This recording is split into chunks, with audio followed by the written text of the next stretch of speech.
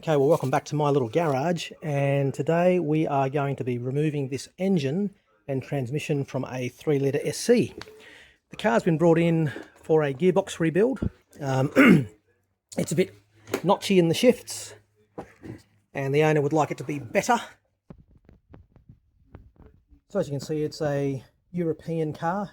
I believe it's an English import originally. Got the big port CIS and apparently the big port heads.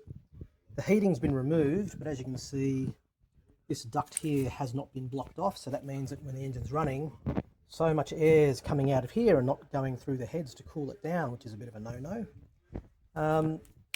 The air pump's been removed, as you can see by the long studs on the front of the timing cover. And someone's painted the fan, who cares? Looks like it's got the original plug leads in there from 1978 or 79. And not too sure what's going on with these plug leads, but it looks like it's got some different extensions put on some of them. That one's number 5 is original, number 4 looks to be aftermarket or changed, same as number 6. I can see a bit of oil. Can I zoom in? See down there? Where are we? Yeah, see that little pool of oil on the top of the cover at the bottom of the intake boot. So it looks like it's had some oil leaking out of those boots. So a bit of oil in the injection system. The car is not here for an engine, really just here for the transmission. It's still running the original chain tensioners. It's got the later model tensioner lines in there with some block-off plugs. That's not a big deal. Underneath though, she's a bit oily. So I've wiped up all the oil off the lower rocker covers, but yeah, they're all leaking.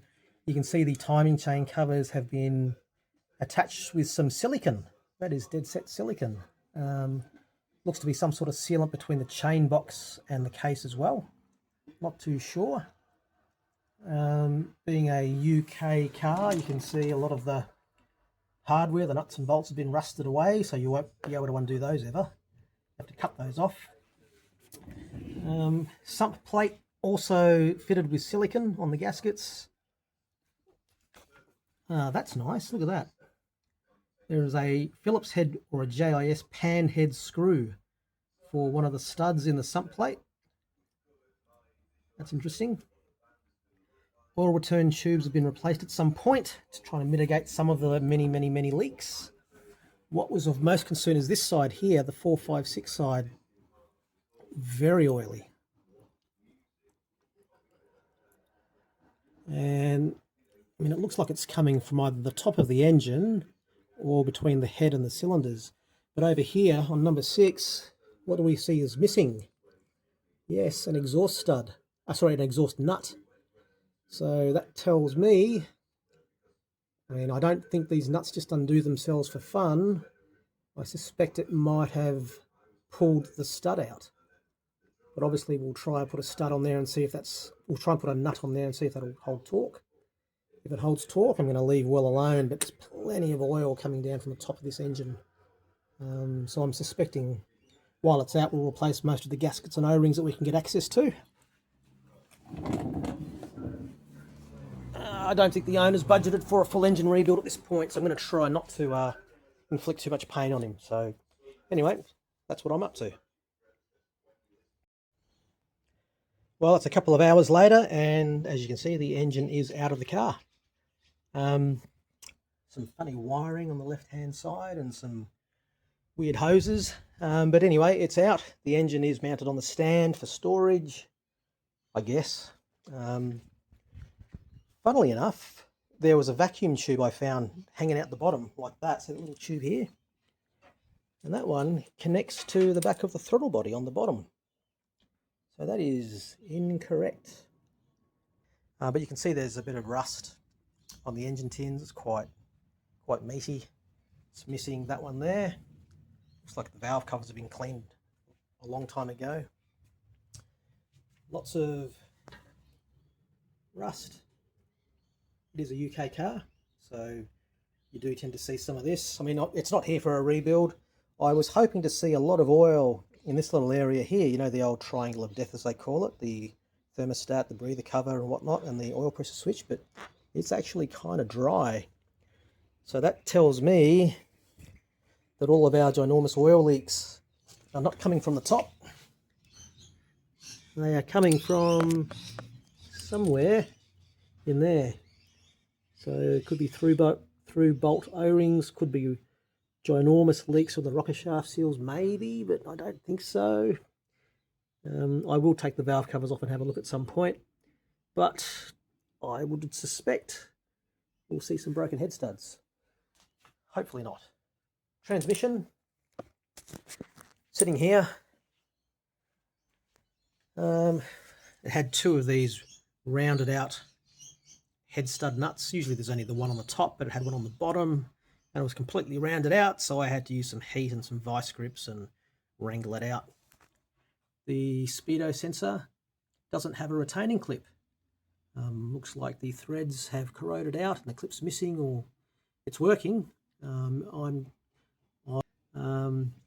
Yeah, the axle's been flinging up a ton of oil on the bottom of ton of axle grease on the bottom of the starter motor.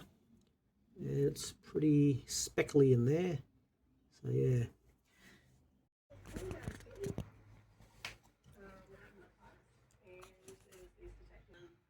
So I've got the transmission out of the car on the stand, just draining the oil. Not sure what oil is in it. Looks like some sort of a synthetic. That's the drain plug. Plenty of bits. Nothing, no big bits in there. Just all synchro bands and whatnot. Interestingly though, in here, in the drive flange, was this piece of metal. And that is part of the bearing cage of the inner CV joint.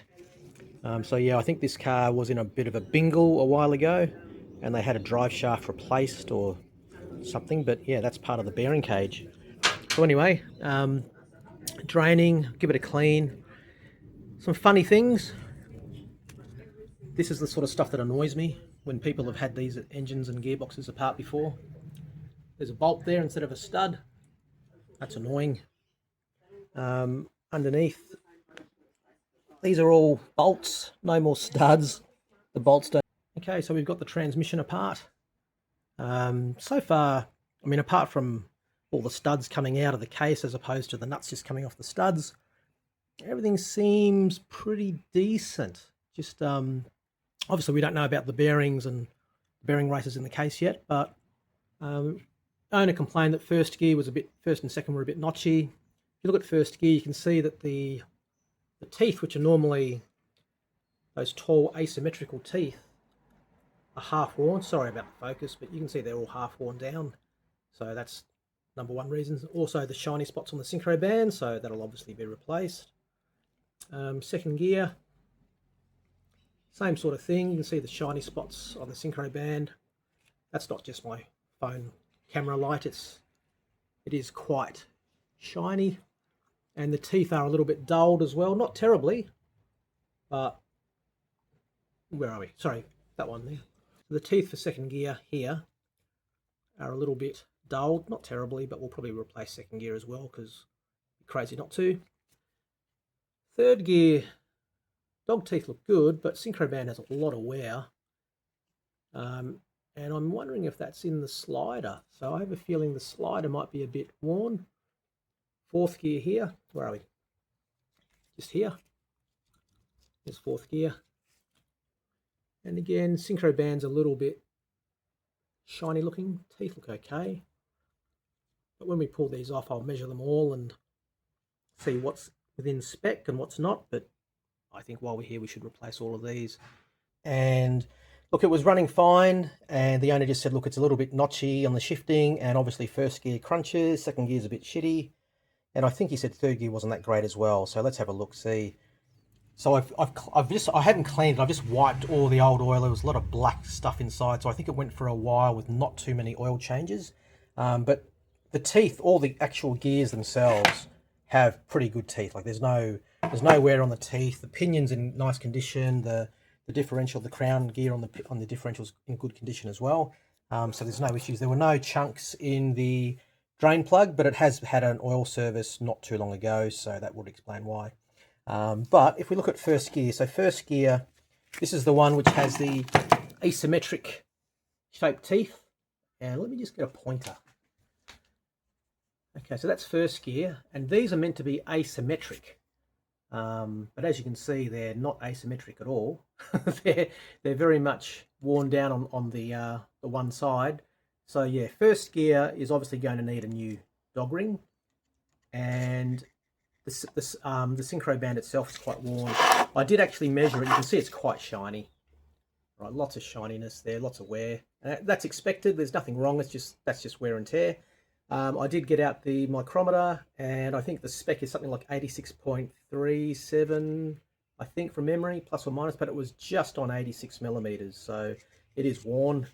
But anyway, no need to really measure them at this point. They just want to see if they're shiny and worn. So yeah, we replace that as a set. That's first gear. Put him back on his needle bearing. The sleeve, the shifting sleeve, is not too bad. Now, I know you're supposed to change these when you change the dog teeth, but this is the first gear side. And as you can see, there is a little bit of wear on this side here. It's not perfectly asymmetric. I've got the owner coming around, so I will sort of talk to him. I have a feeling he's going to tell me he doesn't want to replace this one, because these are like, you know, $500 or $600 just for this piece itself. But it wasn't popping out of gear or anything like that. There's no untoward, like the teeth aren't all melded or you know, pushed together or anything. But yeah, I'll run it past him. But again, there's no sludge in there. Like this was clean. Or there's a little bit of very, very minor bits of sludge in there, but that'll all come out in the ultrasonic cleaner. Here's second gear. There's second gear. And as you can see, the dog teeth themselves, they don't look too bad, interestingly. But the synchro band looks to be quite worn. I would like to replace the dog gear as well, just to be safe. But look at all this wear here on the synchro. So I did measure this one. This one's not too far out of spec. It's not that worn on the synchro synchro band. So anyway, that's up for contention. I probably should replace that as a matter of course. And third gear? Well, okay. So this is the fixed gears on the pinion shaft. And they're all in good condition. So let's go and have a look at the pinion shaft, the input shaft. Here is the input shaft. That's just oil on first gear. That's the fixed gear on the input shaft there. So that's in good condition. There's no chewing or anything like that in the teeth, so that's great. Where are we? Oh, I got a sore back, just so you know. I got a very, very sore back. So that's first, and that's second gear there. Let's just double check it. Yeah, it looks great. That'll get a good clean. So here's third gear. Let's flip him over. So third gear, again, you can already see a lot of wear on the synchro band there.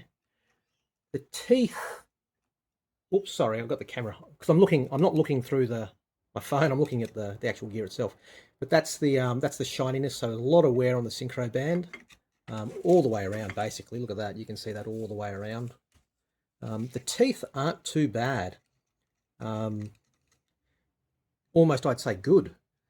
And let's look at fourth gear. Fourth gear, again, unusual, but normally fourth gear gets a pretty easy run, I would have thought. But again, look at that, it's quite very, very worn on the synchro itself. Teeth are good. Let's look at the selector sleeve. And this will be a little bit harder to sort of show you. Now, where are we? I think it's third gear side. This is going to need to be replaced. Now, I'm hoping you can see this. So if you look here, look at the shape of the teeth. See how it's just pushed, it's just deformed the teeth. You see that little bump on the left-hand side of all the teeth? So every tooth has that little bump there. So that's been deformed by lots and lots and lots of shifting. This is going to need to be replaced. So in a perfect world, we are going to replace this and we would replace obviously the synchro bands, and we would replace the dog teeth as well. Where are we? Sorry, put you back in view. Yeah, I'd like to replace all of these components here, but we'll speak to the owner and see what he'll let me do. But yeah, apart from that, it looks pretty good. Let's have a look at fifth gear. Fifth gear sitting out here by itself. Look, fifth gear. Look at all this grime. See that? Old sludge from when it didn't have too many oil changes. But luckily, the owner of this car now does get it regularly changed. I don't know what fluid they're using. It looks like some sort of a... don't know. I don't want to say what I think it is because I have no idea. But fifth gear, realistically, is just going to be pulled apart, cleaned, and put back in. There's no issues with selecting fifth gear on this vehicle. So yeah. So anyway, let me know what you think. I'd be curious to get your opinion. I mean, if you were doing this for yourself, would you be happy with just replacing some of the worn parts and not all of them? Or would you just go the whole hog and replace everything that should be, that's touching?